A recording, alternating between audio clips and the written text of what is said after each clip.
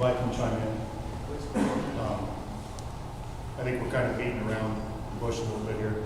I mean, we're disseminating a ton of information and getting everybody, but I feel like the purpose of this meeting, at least for me, is to set the goalposts or set the target for administration so that they can operate within those bounds. And the target can be, we're going to follow all of the directives that come down from the state, or it can be something less than that.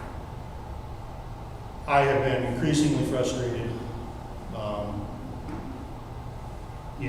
A year ago, Steve, you were driving me nuts because we were talking about goals and mission statements and in a good way though. I mean, those were things that needed to be done. We had a group of people from the community, and we came up with goals and a mission statement and guidance from the school. Since this began, we haven't talked about any of that. All we talk about is following the guidelines, following the rules. And I believe we have lost sight of the children. And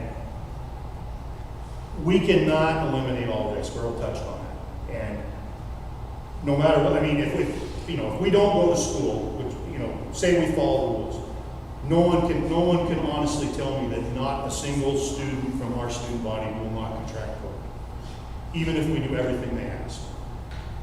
Now that may be a cold way to look at it. I mean, we have to decide how much risk we're willing to tolerate.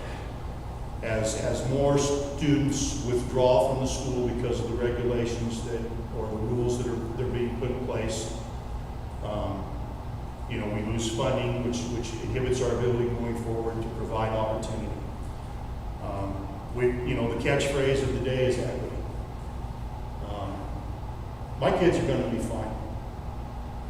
I mean, we're going to make sure they're fine. But the purpose of public education isn't to take care of the kids necessarily who have means and those things. It's to take care of the kids who maybe don't. And those are the kids I'm really worried about. The kid that's only going to school because of sports, or the kid who only sees an adult that they look up to maybe at school. And if we continue to take away these things, I think we lose that. So for me personally, I think the successful outcome of this meeting is going to be we're going to decide where our line. For me, Earl says a hill to die on. For me, it's a line in the sand. I got my line, and that's for me. It's the plan that Earl presented to us a week ago. Under no illusions that plan will have to be tweaked along the way. But, there was a community involvement.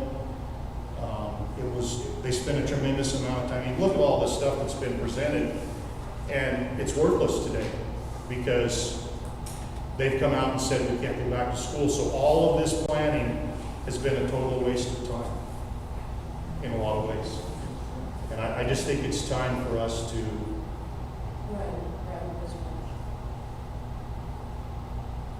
take back some local control, I guess, for lack of a better phrase, and do what we think as a group is best for our children and our students.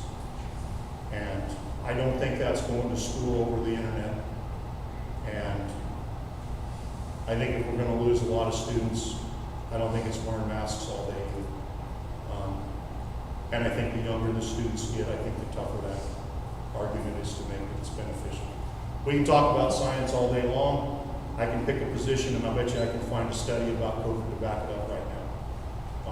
And I'll bet you can pick a position that's different than mine and find a study that will back it up. I think this is a very difficult conversation to have, from a purely science.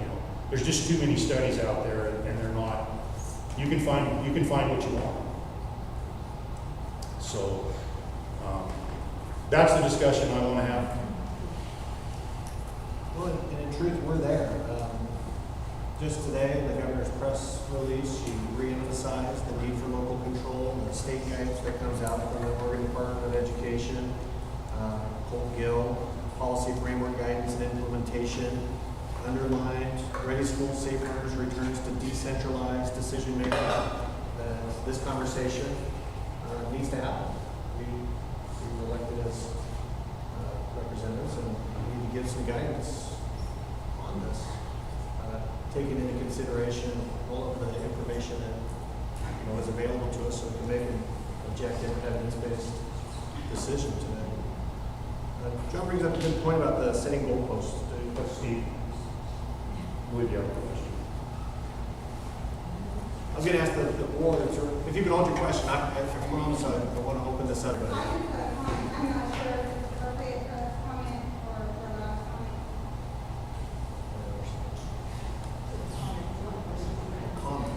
This is thinking about it, probably should run that. I'm not sure if it's appropriate to comment or if I'm allowed to comment on what was being said.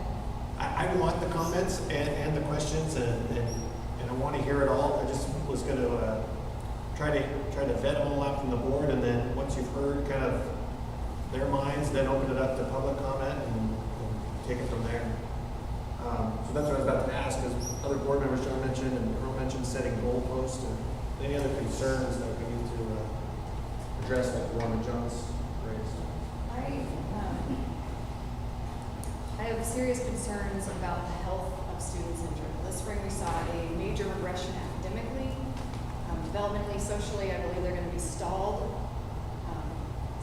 Nutrition, I mean, all those things that we've seen that impacts kids. The Oregon Department of Education, the Academy of Pediatrics, everyone says yes, kids are best in school.